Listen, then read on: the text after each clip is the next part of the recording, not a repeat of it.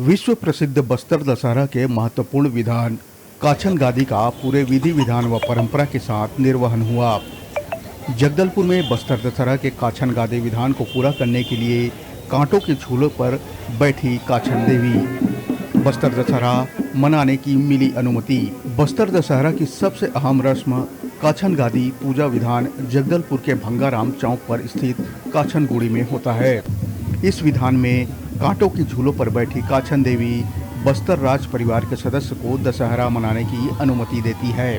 काछन देवी से अनुमति मिलने के बाद बस्तर दशहरा समारोह शुरू होता है।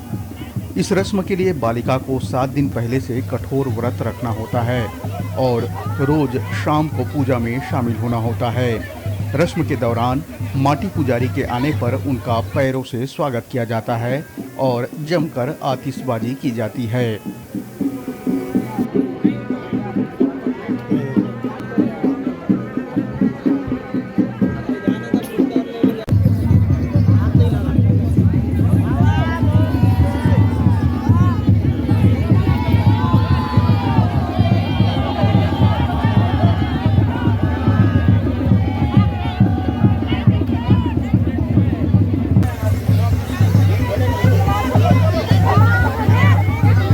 कुछ कहा नहीं जा सकता। देवी जिसके ऊपर भी आती है उनका महत्व रहता है और पंकज हाथी को ही दिया जाता है ये महत्व। और यही बस्तर दशहरा की खूबसूरती है कि सभी समाज की भागीदारी और साथ साथ सभी समाजों का एकत्रीकरण कह सकते हैं। यह जाति संभाग जितने जाति संभाग के लोग हैं सब एकत्रित होकर के, और ये समाज का सबसे ज्यादा मुरिया दरबार का उदाहरण लेंगे और बस्तर दशहरा का सभी समाज की सभी जिम्मेदारी है। और सभी समाज आज से नहीं करते आ रही, 1423 से लेकर के आज दिन तक, मतलब 601 साल होने आ गए, निर्विरोध, कभी रुका नहीं। चाहे कोविड हो, कहीं अकाल पड़ा हो, तो भी माई दंतेश्वरी का ये पूजा पाठ, राजा को जो रथपति की उपाधि मिली, रथ की परिक्रमा और सभी के सभी कार्यक्रम निर्विरोध और अच्छे से चले आ रहे हैं। यही माँ की बहुत बड़ी आशीर्वाद और कृपा है।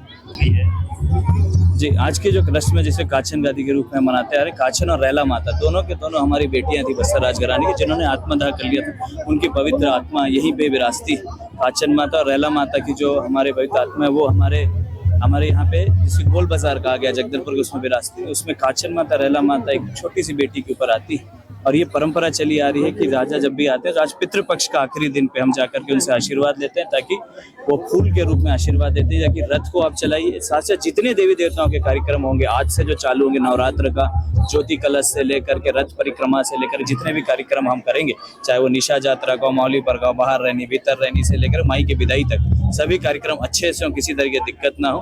और साथ साथ मैंने माँ से यही आशीर्वाद मांगा है कि हमारे बच्चे, हमारे बस्तर के बच्चे, हमारे बस्तर के लोग, हमारे बस्तर के जितने भी आदिवासी समाज, गैर आदिवासी समाज, सबके साथ उनका आशीर्वाद बना रहे। काछन माता और रैला माता का जो फूल स्वरूप मुझे आशीर्वाद मिला, और आज से बस्तर दशहरा के सभी कार्यक्रम पुनः चालू की जाएगी। और कल से हमारे कार्यक्रम बस्तर दशहरा के, जिसमें मैं खुद स्वयं हाजिर होकर के सभी देवी देवताओं की पूजा पाठ करूंगा माटी पुजारी के हैसियत से।